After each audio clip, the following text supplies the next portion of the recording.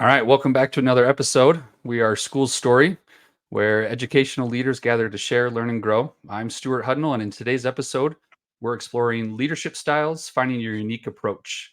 Leadership in education, it's not just a title, it's about shaping futures, guiding teachers, and molding students.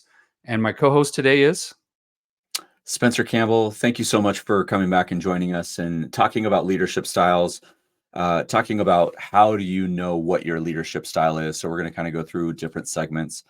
And so, Stuart, how do you know what your leadership style is?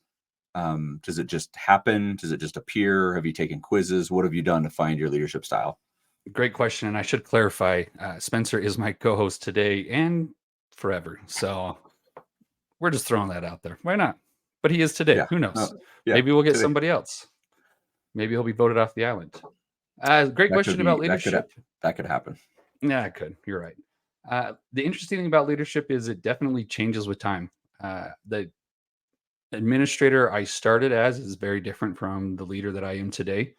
I also think the context of the situation changes it a little bit. But in the end, leadership style and education, it's interesting because it's not just managing the curriculum.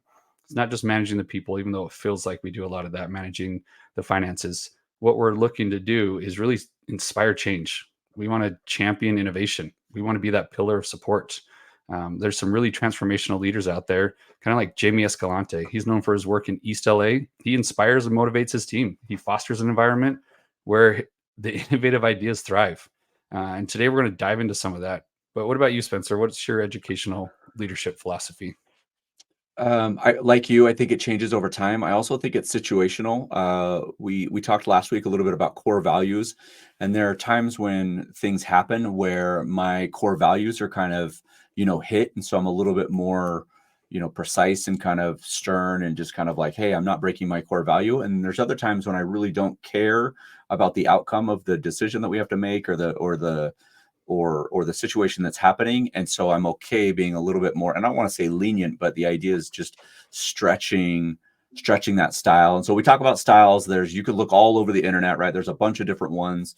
I think generally when we talk about education, there's 4 or 5 main, maybe 6 styles. So there's visionary, affiliative, directive, democratic, pace setting, coaching, and some of those we'll talk about and what that looks like. They might have different names, but there's a lot of different places where you can actually take quizzes and kind of self-assessments. Some of them are free. There's the DISC personality assessment, which is DISC, not DISK. And that's drive, influence, clarity, and support. We talk about that. I think another big one, and the reason it's fresh on my mind is our district is sending all of our administrators, currently principals and stuff like that, to this. Is Deloitte has their business chemistry, and they're connecting that with educational leadership. So they have a whole education arm to their kind of Deloitte leadership program. Are there other ones that you have taken in the past or that you think would be helpful for people to look at when they're kind of trying to find their own leadership style? Yeah, for sure.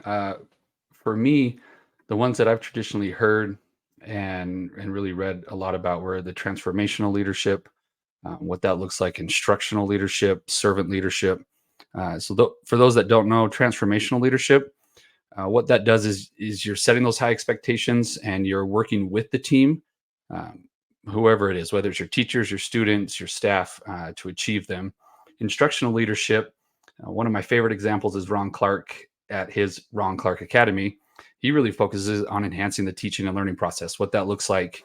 And they've got some really radical, cool stuff that's happening there. Servant leadership, that really can be exemplified by a lot of people that I've personally worked with. But some of the big names like Ken Robinson, he was really emphasizing the growth, the well-being of the team, the communities that they served, and really being that servant in that leadership position. Each one is quite different, and I hesitate because sometimes people will pigeonhole themselves and say, "Oh, I'm just that type of leader." When really, like you mentioned, it depends on the situation. Where I feel like there's times where you are a transformational leader, and then you have to hop to that instructional leader where you're working with something within the classroom or with the teacher. And then there's other times where you get to be that servant leader and provide that servant, that help that is needed in the situation? I think it also depends, and when I say depends on is what team you're on, right? So the type of teachers that you have collectively, who your APs are, who your principals are, who your head secretary is, like who your coaches are in your building. So your leadership style and the way that you work also depends not only with, who is in the school with you, but also the type of community that you're with.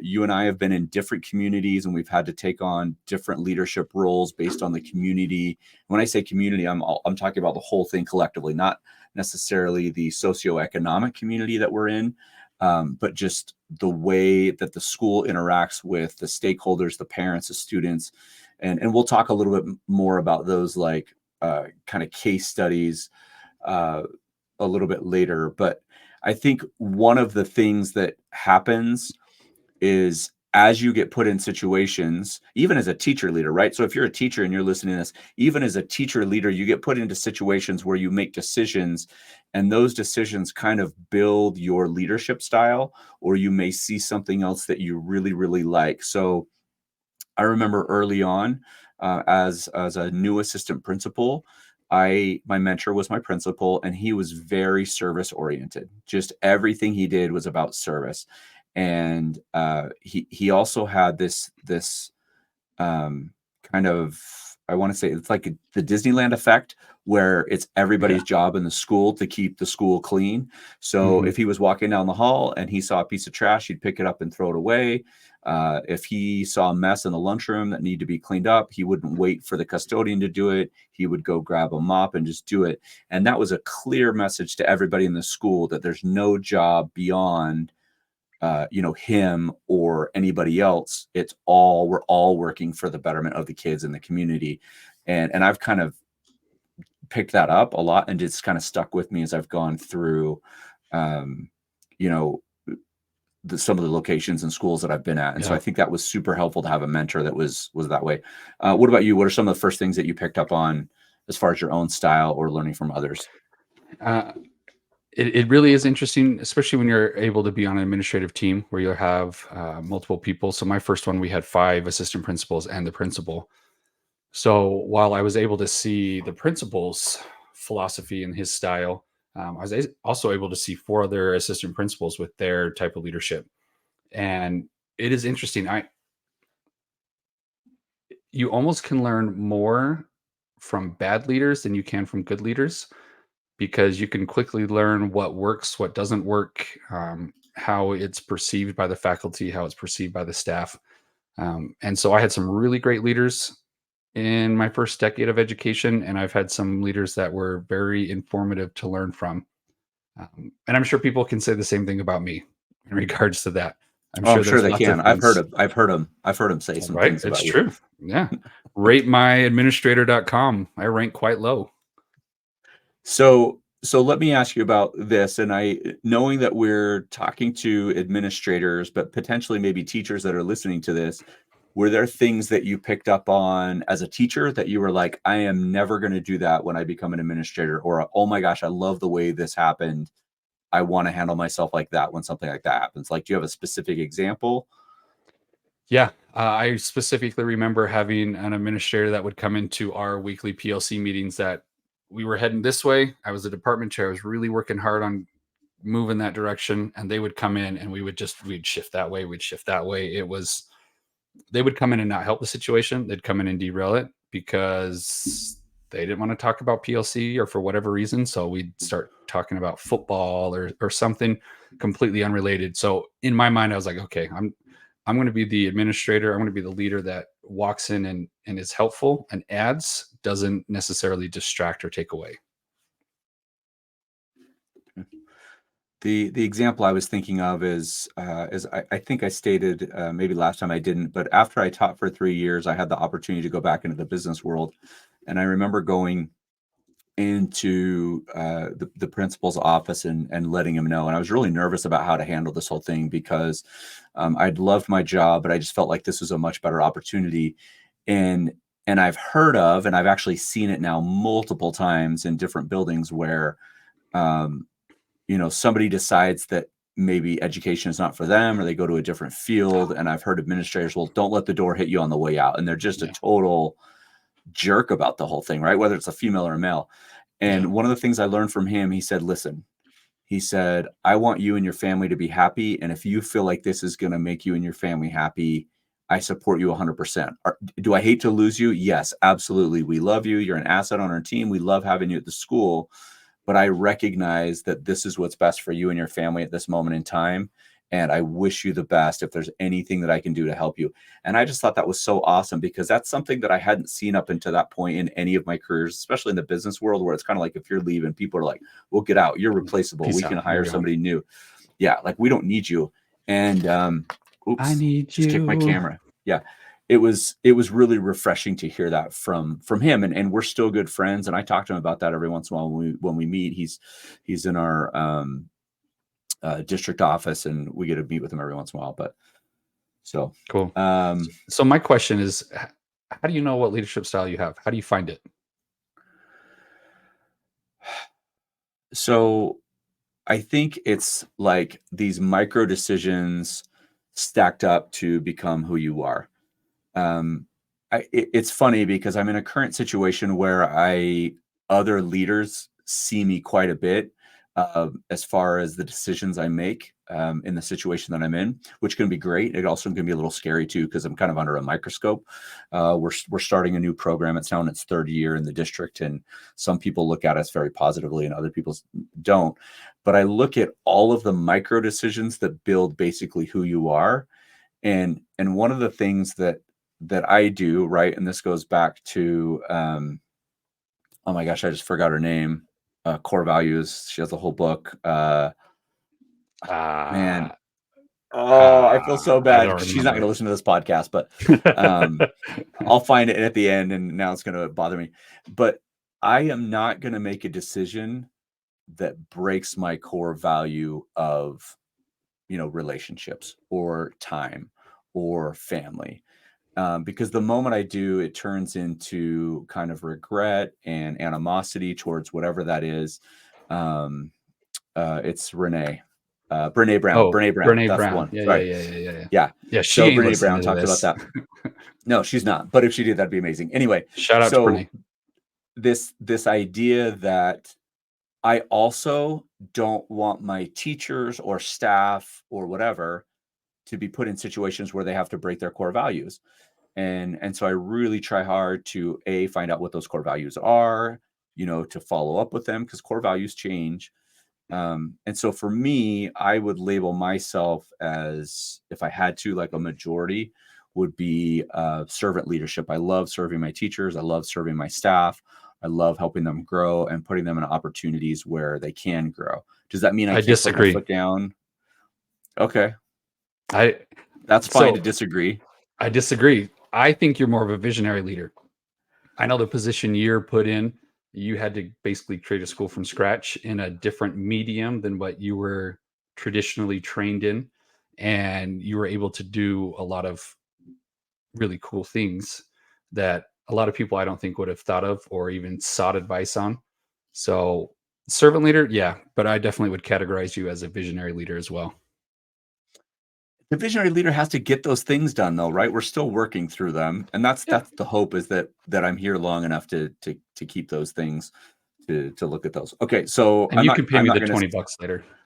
Thank you. Yeah. Yeah. So what about you? What do you think? So I think a good way to figure out what you are, I definitely agree 100% with you, is all those little decisions. It's like anything in life. It's really not the big major decision. Typically, it's all the little decisions that add up. But sometimes it's hard when you get caught in your own window and it's hard to perceive yourself. What I found to be helpful, kind of like what I just did for you, is to ask others that I trust, others that aren't just going to tell me what I want to hear, but they're going to be more of the person that tells you how it is open and honest with you, but not only open and honest with you, but they are also knowledgeable about you. Like my mom, I love my mom. Shout out Mama Hudnall, but she doesn't see my educational leadership in action very often, if ever really. So while I value what she thinks of me, and God bless her, if I'm trying to figure out my educational leadership style, I want to be talking to the people that are in the trenches with me, that see me often, that I trust and that I know. And when I've done that, the great thing is it also elicits feedback from them. So they feel more open and they're more willing to share that type of stuff with me. So when I do screw up, they're like, yo, Hudnall, that you messed that one up. You made the wrong decision. And that allows a conversation, which um, I think is an important part of leadership within a school. So would that be teachers too, as well as Oh, administrators? absolutely. In fact, Right. sometimes they're the best. Okay. So I do think that that's difficult for a lot of people. I mean, I say that because you and I, that's why we get along, is because we have a lot of the same like ideas about stuff. But I think naturally Both people do not want to ridiculously get good feedback. looking. They they don't want feedback because it gives them their weaknesses or where they can improve. And for me, I'm like, let's do it. Send it my way. If I can get better and it hurts my feelings for a couple of days, then boom, then we'll get over it and we'll do better. But I Yeah. I think that is rare. And some people are like, oh, I'll take feedback anytime, and I'm like, no, no, you won't. Maybe, but It's most not people don't easy. like feedback. And I No, think it's a right? They skill for don't. most that you have to learn. It doesn't always come natural. One book that I'll do in one of my our book reviews for sure is called Radical Candor, and it Right. talks a lot about that. And it isn't easy, and there are times where it has been pretty hurtful. But it allows me to self reflect. And I had a great leader once. She said, 80% of the feedback you receive, especially anonymous feedback, is crap. But 20% Right. isn't. And if you're hearing the same thing over and over and over and over again, there's some value in looking at that and really taking stock of where you sit with that. Even if it's just a one-off, right? If there's a one-off teacher that has feedback for you that's super critical, that's their reality, right? And so Yeah. whatever it looks like, and we don't need to get into the details of the feedback, but if that's They their said I reality sucked. when they're working with you, then that's the reality, and you got to figure out a way to kind of talk about that. So we mentioned a couple of examples earlier. I think you talked about, let's see, you talked about um, Ken Can I Robinson. Who else can I did you just talk share a about? Yeah, couple of the feedback? yeah. So I just So pulled it up because I wrote a blog post a while ago about it. Some of them was, stop trying so hard to impress your superiors. Try a little humility. You'll get more mileage than trying to be popular. You don't have enough experience to teach someone else how to teach. This VP can sometimes wow, come across as unprofessional. He has a good heart and is trying, but sometimes is trying too hard. Mr. Hudnall sometimes comes across as arrogant. Remember, we stuck it out in the classroom. You didn't. And granted, this was like that's my first or second year out of the classroom. that's dirty. We stuck it Yeah. out in the classroom and you Yeah. didn't. This one, I Yeah, I don't think understand you I've had a ever very got. short teaching career before going into administration. Perhaps you'd be more empathetic and supportive of the people you work with and for if you had taught for a longer amount of time. Ouch. I I could also see some of those people having maybe applied for the administrative pool and not getting in, and they're a little bit frustrated. Irregardless, right? Irregardless. And understanding the frustration, there's some stuff that suck. So I was coming across as arrogant, and I need to figure out how to come across a little bit with a little bit more humility. And so they were some good gut checks. that's interesting. So, okay, so I'm going to share a couple case studies. Is that Yeah, okay? let's Well, do I'll it. share Yep. one. You can share one. So, one is the instructional leadership style. And this is Daisy Dyer Dwyer. She's from St. Paul High School in Arkansas. Basically, Shout out she to was the Daisy. principal. She was a high school. She was a rural school facing. I'm reading some of this just so that's why I'm Mhm. looking over here because I want to make sure I get this right. Right, a rural school facing dwindling enrollment and poor academic performance. Dwyer employed an instructional leadership style, improving teaching and learning processes. She implemented technology, integration, personalized learning plans, and teaching professional development. Her leadership led to significant improvements in student academic performance and increased college attendance rate. And then her approach showed how instructional leadership could effectively address educational challenges in rural settings. And I think one of the things that's amazing about this is once you get the ball rolling, the word gets out, and it just starts to snowball, because then teachers want to teach at that school, students want to go to that school, parents want to move into that area, and it just rolls, right? Okay. Do you want to share the next one? Yeah, actually, it's a different one. It's going back to the Ron Clark with the Ron Clark Okay. Academy. Okay. Shout out to Ron Clark and also to his book, Move Your Bus.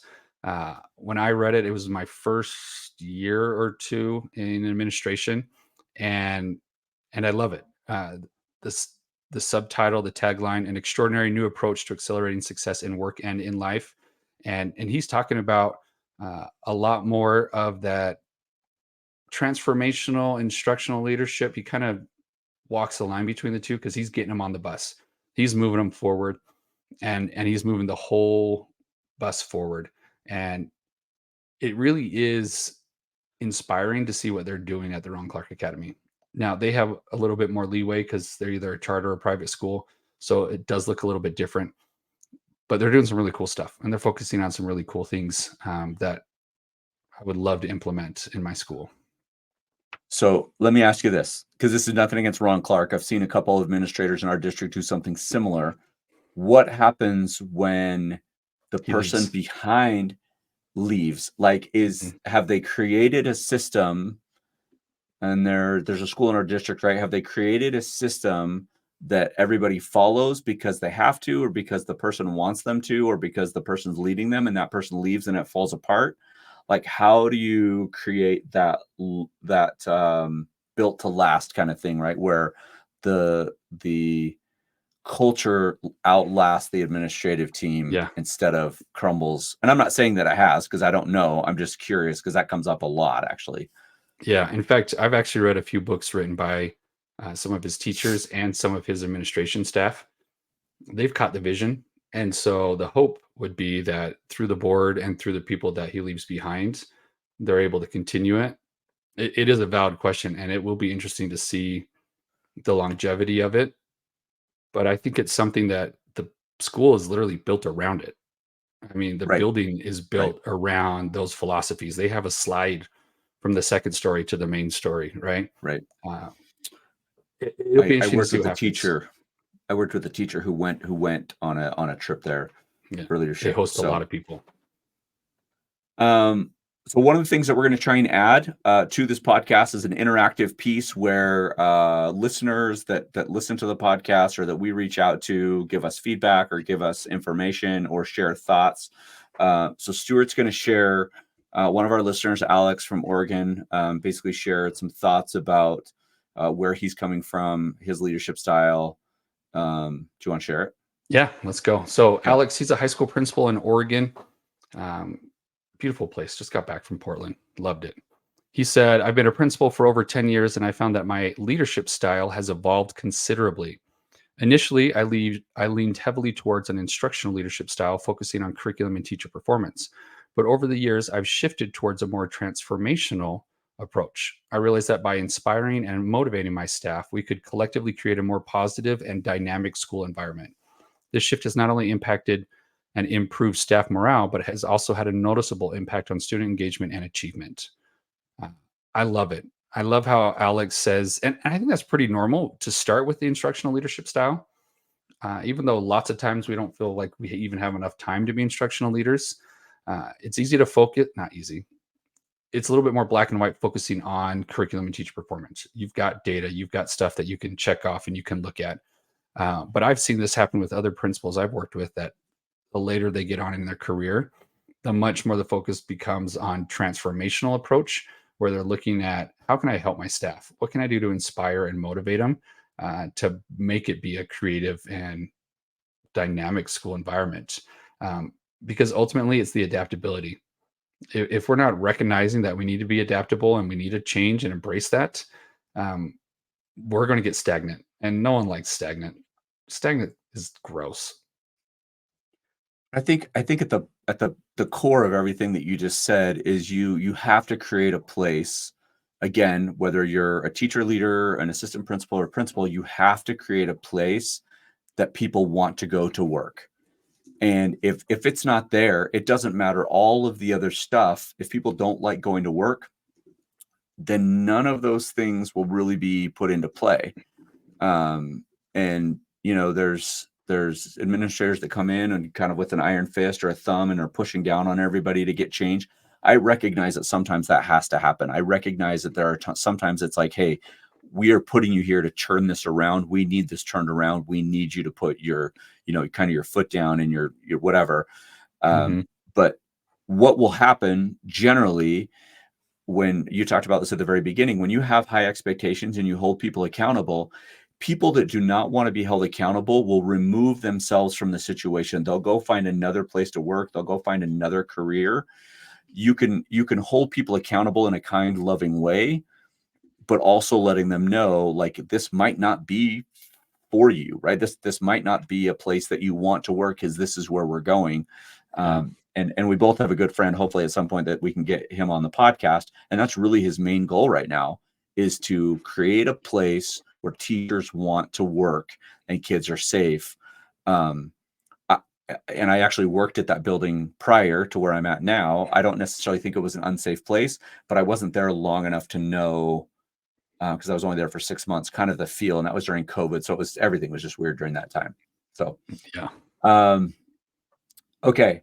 So we're going to finish off and share some books, some resources that we think would help future leaders. Just kind of 5 or 6 books that we've put Yeah. together. I'll share the first couple, and then you can share the last 3. So the first one, and this is, I feel bad, right? Dare to Lead. Brene Brown. This book discusses the challenges leaders face in organizational success, such as avoiding hard conversations, lacking productive feedback, fear of taking risks, and perfectionism. The next one is Coherence: The Right Drivers and Actions for Schools, Districts, and Systems. This is by Michael Fullen and Joanne Quinn, and it's considered basically the foundational text for educational leadership. And so Yeah. I would add those 2, and you've got 3 that you want to add? Yeah. One that I read, if you've been in education for any length of time, you've heard of the book Teach Like a Pirate. And Dave Burgess has spun off and has a slew of books now um, that they publish. And so there's a book called Lead Like a Pirate, Make School Amazing for Your Students and Staff. I really enjoyed it. I read it my first year or 2 in administration, and it really focuses on what you need to do to create dynamic and inspiring learning environments. So that one was good, not as your personal leadership style, but what to do with the school as a whole. The other one, Leadership Styles: How to Discover and Leverage Yours. It's not written specifically for education, but it's great because it's going to go over different leadership styles, and then you obviously just are going to apply it to the educational field. And then the last one, Back on Track: Fewer Things, Greater Depth, which I had a mentor that he still says, we teach curriculum in the school. It's a mile wide and an inch deep. We don't go deep enough because we've got too much we've got to cover. But that book really helps breaks it down and figure out your core purpose, not only as a school, but also as a leader. So those are some of my favorite ones for that. So one of the things that we're doing, and you may have noticed if you're listening to this podcast regularly, is that we, Stuart and I, are going to be breaking down books every other week. And so you'll get a book a week that'll just be kind of broken down in our core values and the information and the highlights of the book that we pulled out from that. And we both read books that are outside of the educational field. We read psychology books, we read, leadership books, business books, stuff like that. And so that's an opportunity Fantasy, for sci-fi, you. zombies. Yes. That's usually during summer, right? For me. But the idea is that you can grow from other books that are outside of education. So, Yeah. There's not okay. enough in education, so you've got to branch out, and there's some great ideas outside education as well. I agree. So wrapping it up, again, just to remember that leadership in education is always evolving. This is kind of my final thoughts. It's always evolving. And one of the keys to your personal leadership style is that you need to be adaptable, both to the current political environment, education environment, but also to your students and your teachers and staff as you change buildings, change locations, change campuses, change communities. Is that your adaptability is going to be key when facing challenges in your leadership role. Yeah, absolutely. All right. Thanks for joining us today. If today's episode sparked any new ideas or reinforced your leadership approach, please subscribe. It's going to help us the most. Leave a review, share it with your friends within your educational network that are going to be interested. Join our Story School community on social media. We're on all the big platforms where we like to dive in to have discussions and insights. Until next time, keep leading, keep inspiring, and keep making a difference in the world of education. Signing off. See ya.